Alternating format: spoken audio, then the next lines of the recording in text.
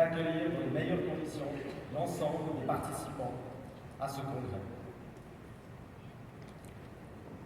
Les soutiens n'ont pas cessé d'affluer par la suite. Nous avons rencontré la ville de Genève, la ville d'Évian, la France qui nous soutient ardemment sur cette candidature binationale de part et d'autre du lac Léman. Et encore récemment, le CIO et la Fondation Agacan ont poursuivi le soutien et ont partagé notre enthousiasme.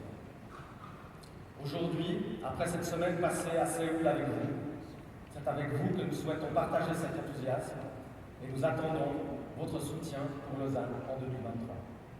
Merci.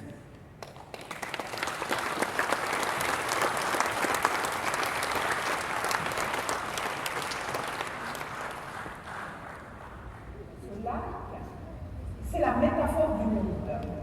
Cette thématique de cette surface sur laquelle nous proposons d'ouvrir le congrès, c'est justement d'être à l'extérieur, d'être ouvert au monde, d'avoir un regard sur ce monde.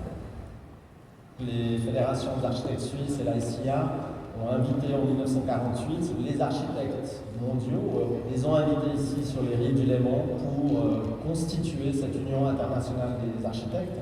Le premier congrès a eu lieu à Lausanne. Le Léman, c'est une sorte de trait d'union entre la Méditerranée, toutes les mers du monde, et la Suisse, les Alpes, le château d'eau de l'Europe, où là aussi vous avez un territoire qui est patrimoine mondial de l'humanité, les glaciers qui disparaissent, donc une eau qui se raréfie par ici, mais c'est qu'on la retrouve ailleurs et elle crée des catastrophes quand on voit bien qu'on ne peut pas réfléchir à ce qui se passe en Suisse sans imaginer les répercussions que les réflexions qu'on a à une échelle locale vont avoir à une échelle globale.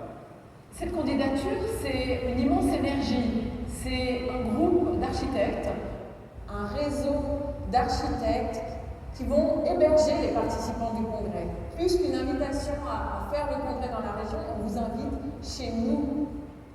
Un des grands avantages de la Suisse aussi, c'est la densité et la présence d'un réseau de transport public extrêmement performant. On a réussi à avoir le soutien des entreprises de transport public qui offrent la gratuité des transports publics sur toute la région lémanique pendant toute la durée du congrès.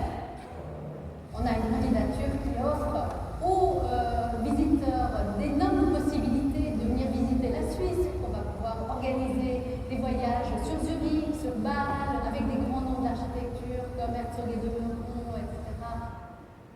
Le lac, c'est un espace horizontal, c'est un espace neutre, décontextualisé. C'est un grand vide autour de notre territoire, c'est notre Central Park à nous. S'appuyer sur ces passés, sur ces 75 ans de réflexion et de développement qu'a connu l'architecture et pour poursuivre cette réflexion autour des thèmes qui, bien sûr, pour le XXIe siècle, sont des enjeux majeurs. La thématique de l'eau, elle touche tout le monde.